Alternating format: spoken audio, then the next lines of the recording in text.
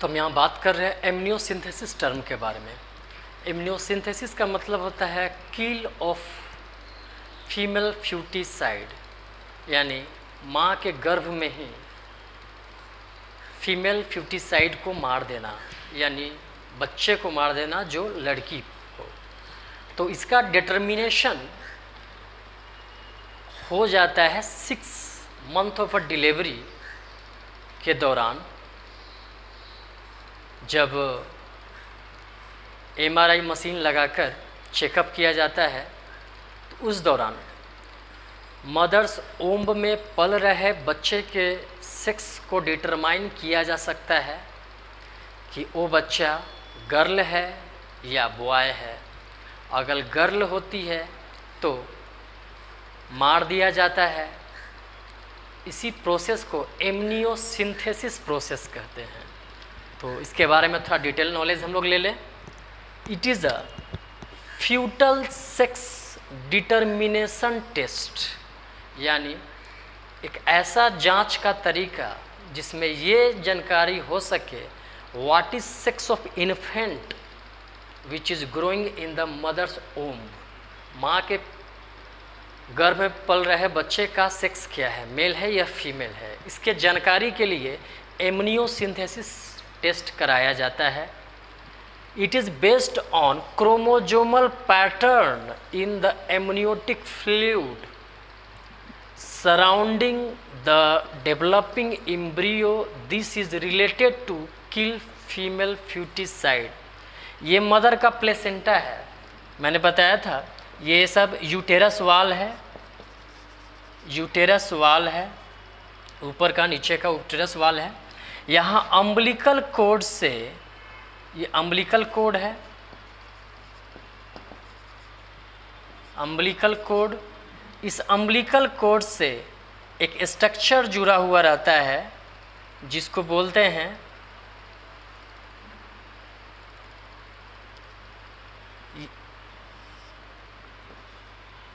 Placental membrane. Placental membrane, इसी placental membrane के अंदर एमनियोटिक फ्लूइड का प्रेजेंटेशन होता है या प्लेसेंटल फ्लूइड का प्रेजेंटेशन होता है। एमनियोटिक फ्लूइड का प्रेजेंटेशन होता है और इस स्ट्रक्चर को हम एम्ब्रियो बोलेंगे, एम्ब्रियो बोलेंगे। इस एम्ब्रियो के चारों तरफ एक और डबल मेम्ब्रेन होता है जिसको एमनियन बोलते हैं, एमनियन। इसी एमनियन के चारों तरफ एमनियोटिक फ्लूइड का प्रेजेंटेशन होता है। प्लेसेंटल मेम्ब्रेन के अंदर एम्ब्रियो का फॉर्मेशन होता है जो फ्यूटस में कन्वर्ट करेगा। तो जैसे ही एम्ब्रियो फ्यूटस में कन्वर्ट कर जाता है at the 6 month of delivery, उस दौरान क्रोमोजोमल पैटर्न के बेसिस पर सेक्स को डिटरमाइन किया जा सकता है। आइदर ही इज मेल और सी इज फीमेल। इसी प्रोसेस को एमनियोसिंथेसिस प्रोसेस कहते हैं। अगर ये सेक्स का डिटरमाइन कंप्लीटली कर लिया गया तब क्या किया जाता है, ये सर्विक्स पोर्शन है, सर्विक्स का पोर्शन है, ये वेजाइना है, वेजाइना। तो वेजाइना के थ्रू इंजेक्शन का के मदद से, इंजेक्शन का यूज करके सीधे ये यूटेरस है, इसको ओम्ब भी बोलते हैं, मदर्स ओम्ब। तो यूटेरस और ओम्ब से प्लेसेंटल फ्लूइड, जिसको एमनियोटिक फ्लूइड भी बोले, इसको इंजेक्शन के थ्रू निकाल लिया जाता है, श्रिंक कर लिया जाता है। अब जैसे ही एमनियोटिक फ्लूइड या प्लेसेंटल फ्लूइड ख़त्म हो जाएगा, सिरिंज के थ्रू निकाल लिया जाएगा, तो अंदर का एमनियन सूख जाएगा और ये फ्यूटस अपने आप मर जाएगा, क्योंकि इसी एमनियोटिक फ्लूइड के प्रेजेंस के वजह से ये अम्बिलिकल कोड से जुड़ा हुआ है मदर्स ओम्ब से, और मदर के थ्रू न्यूट्रिशन इस बच्चे को मिलता है, ऑक्सीजन का सप्लाई इस बच्चे तक होता है। तो जैसे ही इस प्लेसेंटल फ्लूइड को जिसको एमनियोटिक फ्लूइड भी बोले, सिरिंज के थ्रू अगर निकाल लेंगे तो फ्लूइड यहाँ ख़त्म हो जाएगा। तो उसी फ्लूइड में न्यूट्रिशन मदर्स डाइट जो फॉलो करती है डिलीवरी के दौरान, प्रेगनेंसी के दौरान, यह आकर उसमें मिक्स हो जाता है, घुल मिल जाता है, और ये मिक्स्ड फॉर्म में ही इन्फेंट्स के थ्रू ऑब्जर्व किया जाता है, यानी इस अनडिलीवर्ड चाइल्ड के थ्रू ऑब्जर्व किया जाता है, फ्यूटस के थ्रू ऑब्जर्व किया जाता है। तो अब इस फ्यूटस को न्यूट्रिशन तो मिलेगा ही नहीं, यहाँ जो फ्लूइड था ये इसको न्यूट्रिशन देगा नहीं, ऑक्सीजन का सप्लाई भी नहीं हो पाएगा, बाकी का ये फंक्शन नहीं कर पाएगा, क्योंकि उस समय तक respiratory system generally complete form में ही हो जाता है, लंग्स का फॉर्मेशन लगभग हो जाता है। इसके अलावा एक्सक्रीशन भी ये करता है, तो ना रिस्पिरेशन करेगा, ना एक्सक्रीशन कर पाएगा, ना ही सर्कुलेशन हो पाएगा, और ना ही इस बच्चे को ऑक्सीजन का सप्लाई मिल पाएगा, ना ही न्यूट्रिशन मिल पाएगा। तो बच्चा अपने आप इसके अंदर ही मर जाएगा, और जन्म के दौरान बच्चा मरा हुआ पैदा होगा आफ्टर 9 मंथ ऑफ स्टेज। तो इस प्रोसेस को एमनियोसिंथेसिस प्रोसेस कहते हैं, जहाँ क्रोमोजोमल आइडेंटिफिकेशन पैटर्न के थ्रू हम सेक्स को डिटरमाइन कर सकते हैं by uses different uses of medical termination processes. We identify the sex of a foetus either he is male और फीमेल। तो फीमेल फ्यूटिसाइड को किल करने के लिए ये बेस्ट तरीका को फॉलो किया जाता है। मेडिकल काउंसिल ऑफ इंडिया और इंडियन गवर्नमेंट ने इस चीज़ के ऊपर बैन कर दिया गया है, टोटली फाइनली बैन कर दिया गया है।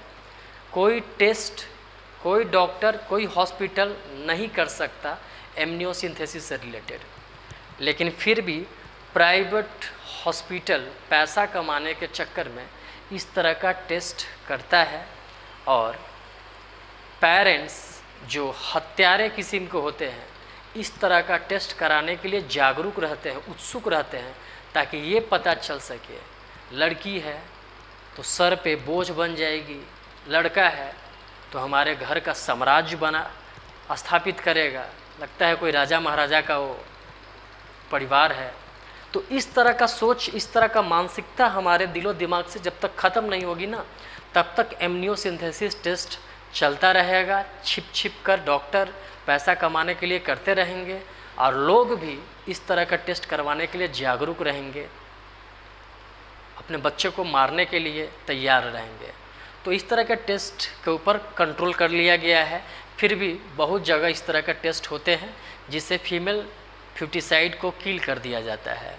नेक्स्ट हम देख रहे हैं सक्सेसफुल रिप्रोडक्टिव हेल्थ के लिए, सक्सेसफुल रिप्रोडक्टिव हेल्थ के लिए strong infrastructure facility should be necessary. किसी भी सक्सेसफुल रिप्रोडक्टिव हेल्थ के लिए strong infrastructure should be necessary.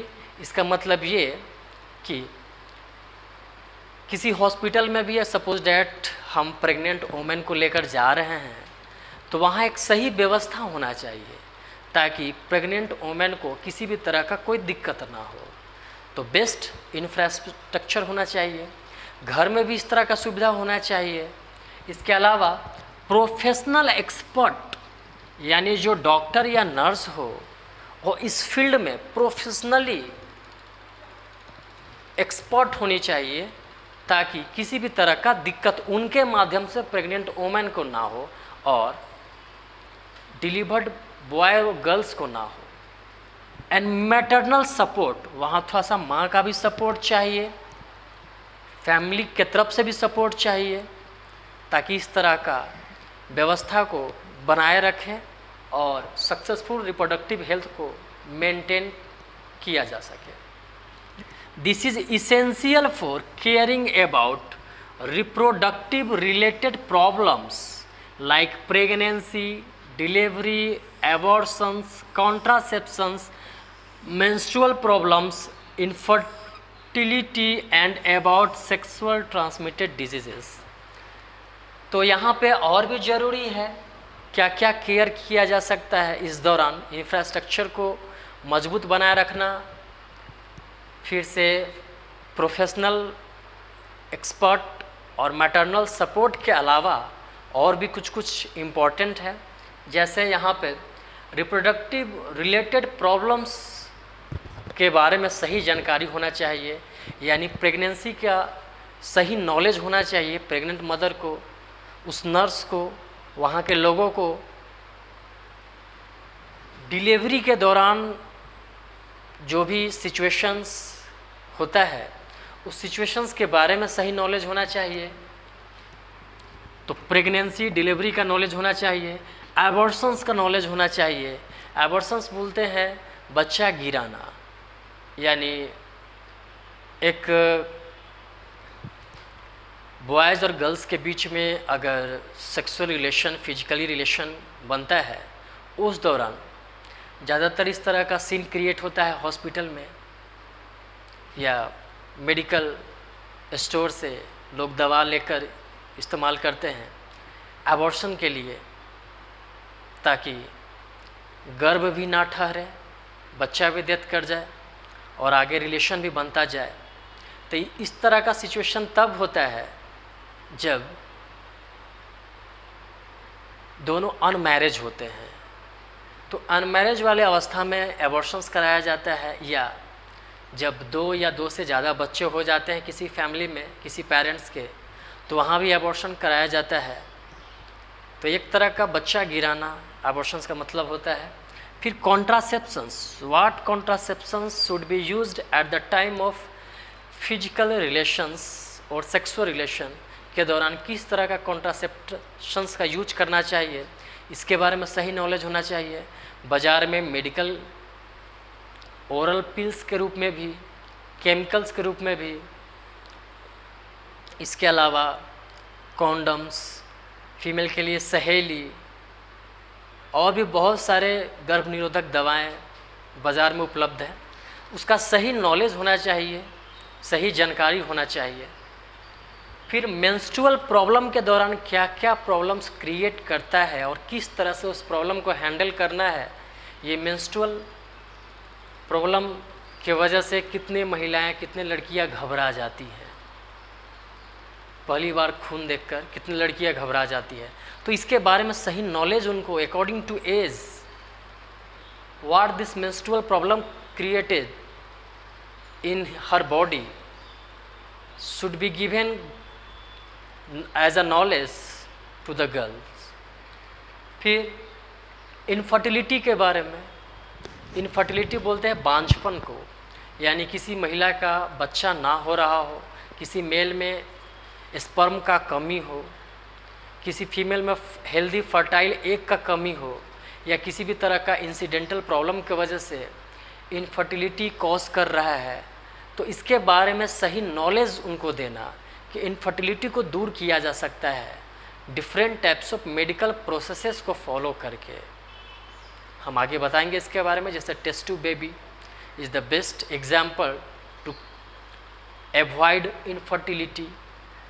इसके बाद फिर सेक्सुअल ट्रांसमिटेड डिजीज़ेस के बारे में सही जानकारी देकर कि सही सेक्स रिलेशन ना बना, उस दौरान different types of sexual transmitted diseases occurs in both male and female like syphilis, gonorrhea, AIDS.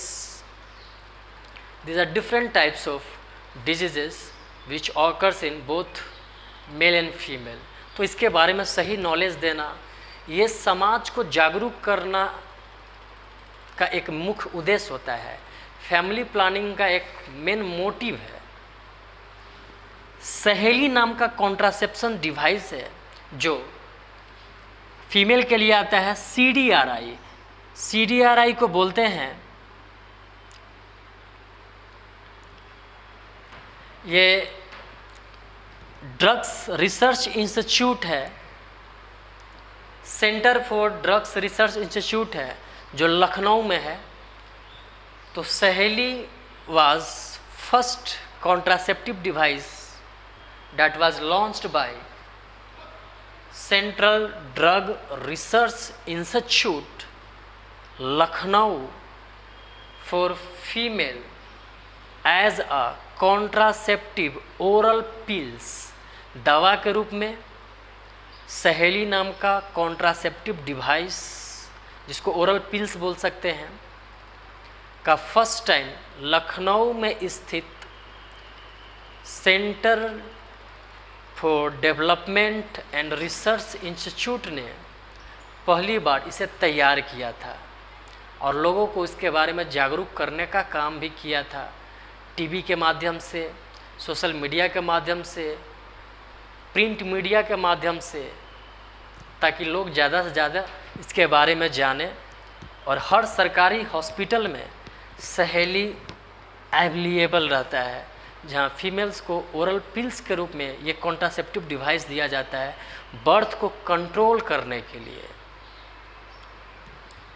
इस बर्थ के कंट्रोल करने से मदर का हेल्थ भी हेल्दी रहता है, साथ में मोर नंबर ऑफ चिल्ड्रंस का जो प्रोडक्शन होगा, तो हो सके 2-3 बच्चे के बाद तीसरा चौथा बच्चा जो हो वो पहले बच्चे की तरह उतना स्ट्रॉन्ग ना हो। पहला बच्चा जनरली स्ट्रॉन्ग होता है, दूसरा तीसरा बच्चा उसके कंपैरिजन में थोड़ा वीक होता है, और जितने ज़्यादा बच्चे होंगे उतना ही ज़्यादा उनके बॉडी में किसी न किसी तरह का प्रॉब्लम या वीकनेस आएगा। तो इस चीज़ को भी कंट्रोल करने के लिए फैमिली प्लानिंग प्रोग्राम को से लोगों को जागरूक करवाने का काम किया जा रहा है।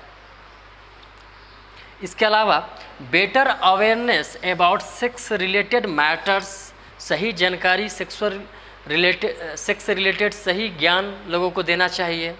And increase number of medically assisted deliveries, market में हर तरह का दवाएं उपलब्ध हैं जो कॉन्ट्रासेप्टिव फॉर्म्स में है, ओरल्स के फॉर्म में, केमिकल्स के फॉर्म में, डिवाइस के फॉर्म में, ट्रीटमेंट के फॉर्म में। फिर से एबॉर्शन करने के लिए भी दवाएं उपलब्ध है, मेंस्ट्रुअल प्रॉब्लम्स को हैंडल करने के लिए भी आर्टिफिशियल सेक्स हार्मोन्स का पिल्स आता है। इसके बाद मेंस्ट्रुअल साइकिल सही समय पर ना हो उसके लिए भी दवाएं आता है।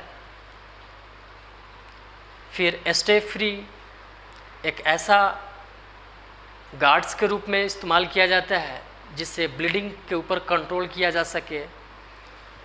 इसके बाद फिर एबॉर्शंस के लिए भी मार्केट में मेडिसिन्स उपलब्ध है।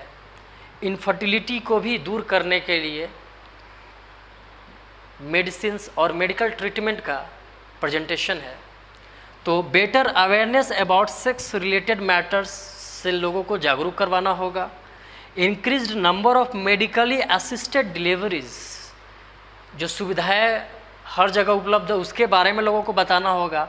And better postnatal care leading to decreased maternal and infant mortality rate, increased number of couples with a small family and overall increases medical facility for sex related problems. A small family is a better family than large family according to family planning program। Family planning programme के तहत छोटा परिवार सबसे सुखी परिवार है। ऐसा इसलिए क्योंकि कम परिवार रहेगा तो पेरेंट्स के ऊपर भार कम पड़ेगा। अगर इकोनॉमिकल बेस्ड स्ट्रॉन्ग नहीं है किसी भी फैमिली का, तो वहाँ स्मॉल फैमिली सही ढंग से उस कम इकोनॉमिकल प्रॉब्लम्स को हैंडल कर लेगा। लेकिन अगर मोर नंबर ऑफ चिल्ड्रंस होंगे किसी फैमिली में, किसी पेरेंट्स के, तो वहाँ छोटे से इनकम में काम नहीं चल पाएगा। जिसका इकोनॉमिकल प्रॉब्लम होगा उस सही ढंग से हैंडल नहीं कर पाएगा। हेल्थ और हाइजीन को, better nutrition, better educations provide नहीं कर पाएंगे। तो इसके लिए स्मॉल फैमिली को हैप्पीएस्ट फैमिली माना गया है, बेटर फैमिली माना गया है। तो बेटर एजुकेशन के वजह से ही स्मॉल फैमिली का संख्या धीरे धीरे बढ़ रहा है। लोग बर्थ कंट्रोल्स के ऊपर कंट्रोल कर रहे हैं, मदर्स इन्फेंटिलिटी रेट बढ़ रहा है, चाइल्ड को सही ढंग से केयर करना है, चाइल्ड मोर्टेलिटी रेट बढ़ रहा है। इन सारे टॉपिक्स के बारे में हम अगले वीडियो में बात करेंगे, लेकिन थोड़ा सा नॉलेज दे देता हूँ मैं। चाइल्ड इनफर्टिलिटी रेट मतलब जन्म के दौरान पर 1000 बच्चों में देखा जाता है कितने संख्या में ज़्यादा से ज़्यादा बच्चे जिंदा रह गए। कुछ दिनों के बाद इनका आंकड़ा को तय किया जाता है, तो ये पता लगाया जाता है कि आज जो बच्चे जन्म लिए एक सप्ताह के अंदर 1000 बच्चों में से कितने बच्चे जिंदा बच गए, यानी कितने बच्चे डेथ कर गए और कितने बच्चे जिंदा रह गए। ये चाइल्ड बर्थ केयर कंट्रोल के अकॉर्डिंग आता है, जिसको चाइल्ड इनफर्टिलिटी रेट बोलते हैं। और जन्म देने के दौरान कितनी माएँ हेल्दी हैं, कितनी डेथ कर गई, इसका आंकड़ा मदर इनफर्टिलिटी रेट कहलाता है।